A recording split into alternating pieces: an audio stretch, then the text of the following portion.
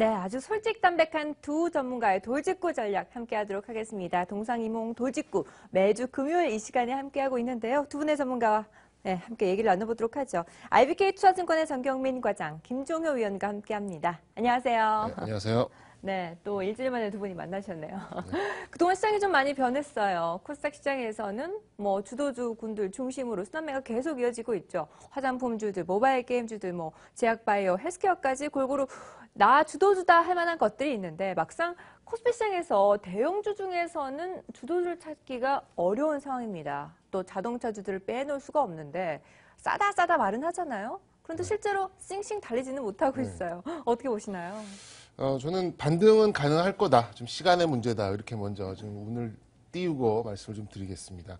저는 이제 지수, 자동차 반등도 되겠지만, 지수 반등도 자동차가 좀 쥐고 있는 부분이 아닌가라는 생각이 드는데요. 제가 그렇다고 해서 지금 자동차를 사서 20만 원, 30만 원, 40만 원, 수익률 30%, 40% 이렇게 보자는 게 아니라 지금 사서 한 20만 원 정도는 충분히 갈 수 있는 그런 이제 여력이 있다. 이렇게 좀 말씀을 드리고 싶어서 자동차로 운을 띄웠습니다. 최근 실적을 한번 보죠. 미국의 자동차 판매는 연환산으로 한 1,700만 대 정도로 좀 예상이 되고 있는데 이는 금융위기 이전 수준으로 좀 회귀한 것으로 볼 수 있겠습니다. 경기 민감 소비재에서 보석, 귀금속 이런 걸 빼고는 사실 자동차가 가장 비싼 부분인데 이 부분이 올라오고 있다는 것은 좀 고무적인 일이라고 좀 생각이 들고요. 그럼 자동차 판매가 괜찮다고 한다는 것은 어찌됐건 국내 자동차 그 완성차 메이커하는 호재가 될 것이다 이렇게 좀 봐집니다. 미국차 GM과 포드의 이제 넘사벽이라고 할 수 있죠. 그 부분이 이제 픽업 트럭 부분이고 미국 할머니들의 애마죠. 토요타 이 부분 미국차와 일본차 둘 다 지금 점유율이 상당히 떨어진 와중에 현대차가 12%, 기아차가 7%, MS가 다시금 합쳐서 한 8% 가까이 지금 상승을 했습니다. 따라서 중국 시장이 퀘스천 마크라고는 할 수 있겠지만 환율이 1,100원 부근 여기서 이제 왔다 갔다 해준다는 전제하에 52주 최저가 기준으로 현대차 보십시오. 15만 8천 원 52주 종가 기준 최저가인데 지금 16만 원, 채 만 원도 지금 차이가 나고 있지 않기 때문에 저는 굳이 두려워할 그런 위치는 아니다. 여기서 조금 넉넉하게 시간을 보고 들어가신다면 최근에 금리가 낮아가지고 중시로 지금 다시 이제 주식을 시작하시는 분들도 많은데 제가 볼 때는 전형적으로 주가가 많이 떨어져서 싼 구간에 있다. 조금 시간을 두고 넉넉하게 본다면 충분히 초과 수익이 가능하다. 이렇게 좀 전망을 드리겠습니다. 네. 일단 저가 매수를 중장기적인 관점에서 시도해보자라고 말씀해 주셨는데 1년 사이에 불과 현대차 같은 경우에 주가가 24만 원대 고가에서 거의 3분의 1 수준이 날아갔잖아요. 지금 16만 원대, 18만 원대에서 20만 원대까지 올라갈 건 알겠는데 언제 올라갈 거냐 또 그게 문제거든요. 어떻게 보세요, 위원님? 그건 저도 모릅니다. 네. 왜냐하면 그걸 안다면 저도 현대차 관련된 여러 가지 투자 전략을 공격적으로 짤 수가 있겠죠. 근데 저도 그건 솔직히 잘 모르겠습니다. 그리고 거기까지 올라가는데 좀 길이 험난할 것 같습니다. 그래서 평탄한 길이라면 여러분들께 지금이라도 올라타십시오라고 말하고 싶은데 비유하자면 이런 거죠. 현대차 다 옛날보다 굉장히 많이 좋아졌지만 아직도 주행 안정성에 대해서는 조금은 물음표를 달는 사람들이 많지 않습니까? 그런 현대차를 타고 중국에 정말 험한 길을 간다고 생각해 보십시오. 그러면 새 차라고 하더라도 새 차라서 좀 보호하고 싶은 마음도 있을 뿐더러 이 차의 그 주행 안정성 자체에 문제가 있기 때문에 아마 좀 불안한 심리가 있을 거거든요. 대부분적인 현대차를 사는 사람들의 심리가 그렇지 않나 저는 이렇게 보고 있습니다. 그래서 저는 지금 중요한 게 뭐냐면 밸류에이션, 신차 효과 이런 거 중요하죠. 그런데 저는 지금 당장은 중요한 게 아니라 현대차에 과연 자생적인 경쟁력이 있느냐 그 부분에 대해서 저는 제일 중요하게 생각하고 있고요. 1분기 이후에 턴어라운드가 바로 나타날 수 있느냐 이 부분에 대해서도 저는 그렇게 생각을 높게 보고 있지는 않습니다. 그래서 제가 정경민 과장께 한번 상의해보고 싶은 건 네네. 지금 그 현대차 같은 경우가 가장 문제가 되는 게 과거 이제 현대차가 2009년도 10년도 잘 나갈 때는 그 부분이었단 말이죠. 연비 좋고 가격 싸고. 근데 이제는 가격도 안 싸고 연비 좋은 차는 세계에 널렸고. 그렇죠. 그러니까 이 부분에 대해서는 어떻게 생각하십니까? 실적도 안 좋을 겁니다. 크게 좋을 리가 없죠. 왜 그러냐? 밸류에이션이 이미 말해주고 있기 때문에 5배, 6배 이런 수준으로 나와 있기 때문에 얘기를 하는 겁니다. 근데 제가 말씀드리고 싶은 것은 절대적으로 가격이 싼 부분에 있다라는 점을 좀 부각을 시키고 싶고요.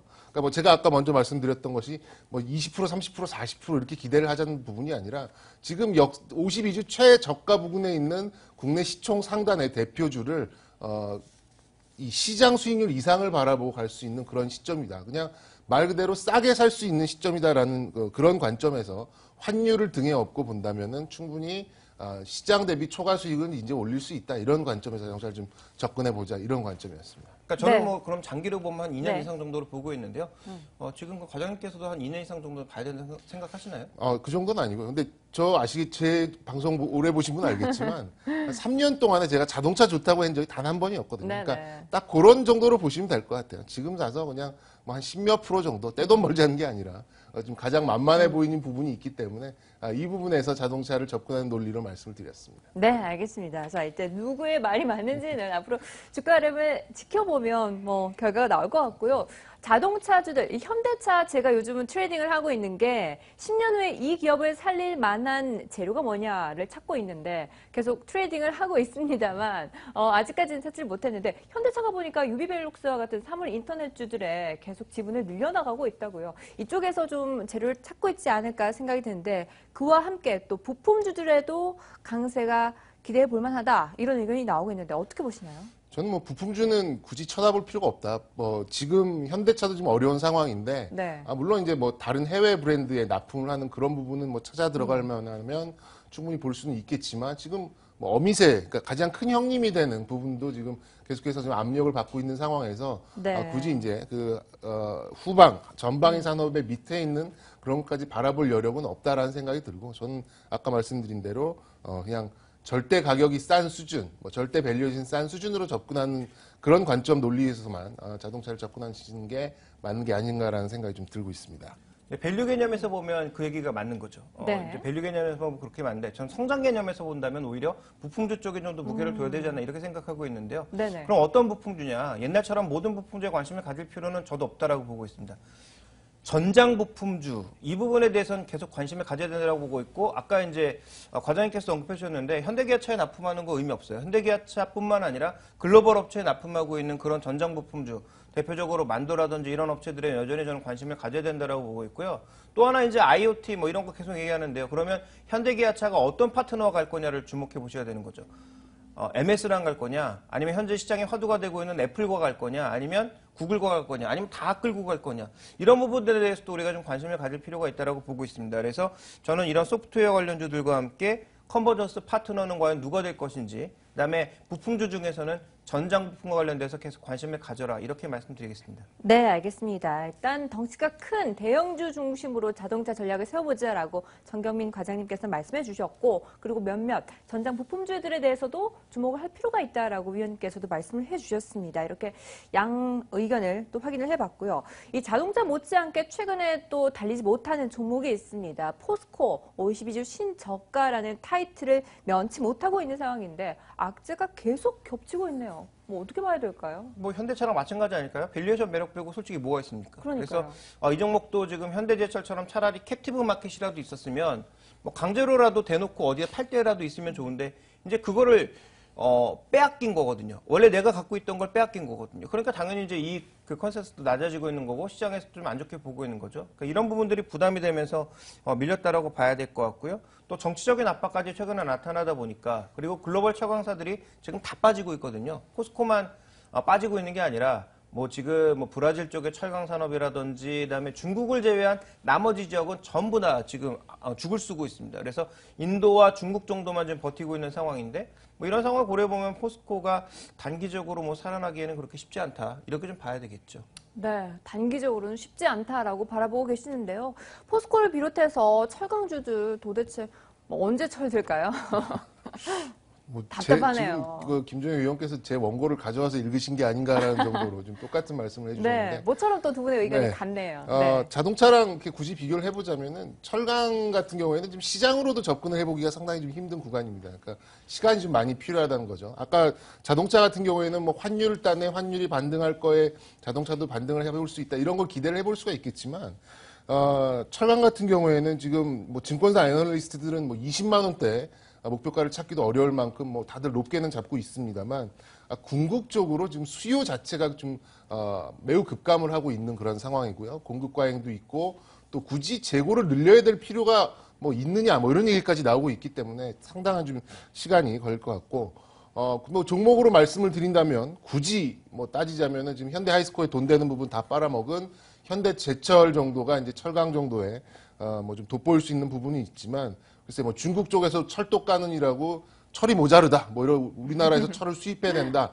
이런 얘기가 나오기 직전까지는 네. 글쎄 철강주는 뭐 뭐 상당 기간 좀 보수적으로 뭐 아니면은 좀 외면을 하셔도 되지 않을까라는 생각을 좀 가지고 있습니다. 네. 저는 한 가지만 뭐 추가적으로 부가적으로 말씀드리고 싶은 건 3% 배당받고 만약에 장기적으로 투자해 보겠다. 그러면 포스코도 괜찮다라는 거죠. 그렇죠, 그렇죠. 네, 근데 그 정도의 수익률로 과연 내가 만족할 수 있느냐 그 부분인 것 같고요. 나는 이제 캐피탈 게인, 즉 자본이득이 중요하다고 생각하시는 분들은 포스코 지금 투자하면 안 되고 안정적인 배당 수익과 함께 장기적으로는 자본이득까지 노려보겠다고 생각하시는 분들은 지금 당장 네. 오늘 9시 개장하자마자 사야 되는 거죠. 네, 그 알겠습니다. 배당 수익률도 계속 유지되라는 법이 없으니까 그렇죠. 네. 상당히 좀 보수적으로 보시는 게 맞는 게 아닌가. 그러네요. 어쨌든 뭐 공급 과잉과 수요 부진에 대한 우려를 벗어나지 못하고 철강주들은 아직 철이 없다라고 마무리를 해보도록 하겠습니다. 자, 이렇게 철강주를 중심으로 코스피 시장 아주 무겁게 흘러가고 있는 가운데 코스닥은 또 날개를 달면서 견조하다, 아주 탄탄하다 이런 수식어가 붙고 있거든요. 코스닥 시장 상승 랠리는 대형주들이 키 맞춰줄 때까지 계속 이어질까요? 아무래도 좀 풍선 효과가 있으니까 좀 네. 어제 뭐 코스닥이 좀 뭐 상대적으로 좀 강대를 좀 보였는데 네네. 다만 좀 유의를 하셔야 될 부분이 어제 좀 종가 부분에 보셨으면 화장품주 이제 뭐 일종의 경고를 좀 보낸 것 같아요. 네. 상한가 부분에서 하한가까지 뭐 단숨에 좀 밀어버리는 그런 것들이 나왔는데 뭐 좀 구조적으로 보자면 최근에 좀 이렇게 숫자가 없던 그런 가능성만 있던 뭐 바이오나 뭐 이런 쪽에서 숫자가 있는 뭐 제약 섹터나 뭐 이런 쪽으로 좀 옮겨가는 게 서서히 좀 느껴집니다. 아무래도 실적 시즌이 좀 다가와서 그런 게 아닌가 좀 생각이 드는데요. 돌직구를 던지자면 좀 극강의 밸류에이션을 보이는 그런 바이오에서 그냥 숫자가 확실한 제약류로 좀 옮겨가는 게 아닌가 싶고 개인적인 뭐 생각으로 한다면 삼성전자와 SK 하이닉스 또 KT와 SKT 등 반도체와 통신 부분에 그 투자 규모가 좀 발표가 될 예정이기 때문에 이쪽 소재와 장비 섹터가 조금 반등할 수 있는 꿈틀거릴 수 있는 실마리를 제공하지 않을까 이렇게 좀 추격을 드리겠습니다. 네. 이 제약주들 흐름, 과일로는 일단 있었고 앞으로는 또 어떻게 투자 전략을 세워야 될지 보유하신 분들도 굉장히 많거든요, 지금. 일단 뭐 코스닥 지수에 대한 상단 예측 그건 뭐 돗자리 깐 사람도 모른다라고 보고 있기 때문에 뭐 그거는 저는 예측 불가능이라고 보고 있고요. 지금 실적만 보시는 분들은 지금 뭐 바이오라든지 이런 종목에 투자하시기보다는 IT 장비라든지 IT 부품주 중에서 꾸준하게 말씀드렸던 뭐 원익 IPS, PSK, 인터플렉스 이런 종목군들 사서 그냥 기다리는 게 더 확률이 높을 거다. 물론 수익률은 탄탄한 빠르게 움직이는 종목보다 작겠지만 이들 종목이 나을 거다라고 보고 있고요. 바이오 종목, 모멘텀 종목입니다. 말 그대로 지금은 치고 빠지기가 가능하신 분들만 투자하셔야 될 것 같고요. 어제 그제도 말씀드렸습니다만 신규 매수에 대해서는 저는 뭐 권하고 싶지 않습니다. 그래서 이들 종목에 대해서 신규 매수보다는 보유한 물량을 어떻게 조절할 것이냐에 포커스를 맞춰서 전략을 짜셔야 될 것 같습니다. 네, 일단 제약주들은 보유자의 영역으로 바라보고 계시고 오히려 눈에 보이지 않는 것보다 보이는 IT 부품주 중심으로 관심을 가져보자라고 전략을 제시해 주셨습니다. 자, 그리고 2주 전으로 기억을 하고 있는데 유한 양행에 대해서 맞죠? 정경민 과장님. 그 이후로 제가 계속 주가 흐름을 지켜봤어요.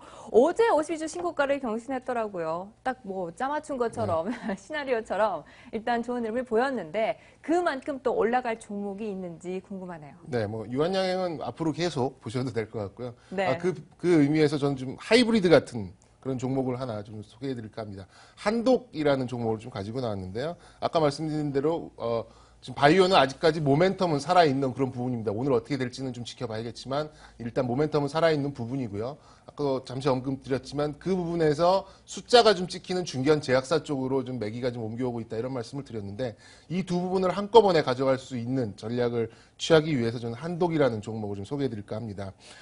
뭐 주력 의약품으로는 뭐 당뇨 치료제, 고혈압 치료제, 뭐 업계 상위권을 치료하는 전문 의약품을 좀 가지고 있고요. 우리에게 친숙한 브랜드는 이제 소화제로 말하는 뭐 회스탈이나 뭐 또 케토톱 같이 이제 붙이는 뭐 관절염 치료제 같은 게 있는데 전통적인 비즈니스 모델로 이런 이제 캐시카가 확실한 부분이 있고 또한 제넥신이라고 하는 그런 바이오 업체를 좀 가지고 있습니다. 이제 호르몬 결핍 치료제와 자궁 경부암 치료 백신 파이프라인을 보유한 제넥신이 이제 성장 동력으로 확실하게 좀 자리 잡고 있기 때문에 저는 이제 그 전통적인 제약 부분과 또 저 성장의 바이오 부분 모두를 좀 담을 수 있다. 이런 관점에서 좀 접근을 해봤습니다. 뭐 시간이 없으니까 좀 빨리 말씀드릴게요. 네네. 네, 매수가는 현재가 한 26,000원 부근이어도 무리 없을 것 같고요. 중견 제약사의 평균 PBR로 접근을 해서 31,000원 정도로 목표까지 드리겠습니다. 네, 한독 일단 이 실적에 대한 안정성 부분과 또 고수익률이라는 리스크도 함께 가져가는 종목으로 파악이 됐는데 주가가 정말 독하게 올라갈지 아니면 독배를 마시게 될지 지켜봐야 될 텐데 어떻게 보시나요? 일단 지금 이 제약주의 트렌드가 뭐냐면 해외 진출 가능성, 그다음에 파이프라인을 어떻게 연결할 수 있느냐 이런 부분들이거든요. 네. 그런 측면에서는 충분히 우리가 주목해봐야 될 게 과거에 이제 지분을 투자했던 회사가 지금 사노피 아벤티스라는 이름으로 바뀌었거든요. 근데 이게 이제 글로벌 수익권의 제약사고요. 그다음에 지분을 투자한 한독 테바라고 하는 이 회사는 이스라엘의 아주 유명한 바이오 벤처 회사입니다. 그러니까 이런 관계를 놓고 봤을 때는 지금 트렌드에 분명히 맞는 종목이라는 점은 저도 인정을 하는데 주의하셔야 될 점은 제가 보기엔 딱 한 가지인 것 같습니다. 거래량이 내가 원하는 만큼 사고 팔기에 좀 부족하다라는 거죠. 그러니까 그 부분은 충분히 인지하고 포트폴리오 내 비중만 조절하신다면 저는 뭐 괜찮은 종목이 아닌가 보고 있습니다. 네, 이 수급이 원활하게 돌아간다면 또 수익률을 기대해 볼 수 있다라고 평가를 해주셨습니다. 한독. 또 좋은 수익률 기대해 보도록 할게요. 어깨가 무거우시겠어요. 네, 알겠습니다. 이렇게 해서 오늘 또 금요일장 앞두고 솔직 담백한 두 분의 돌직구 전략 들어봤습니다. 다음 주에 이 시간에 또 함께하도록 하죠. 정경민 과장 그리고 김정효 위원과 함께했습니다. 두 분 말씀 감사합니다. 네, 고맙습니다. 네, 이렇게 해서 굿모닝 마켓워치 1부 여기서 마무리하도록 하고요. 저는 더 알찬 소식 들고 잠시 후 2부에서 뵙겠습니다.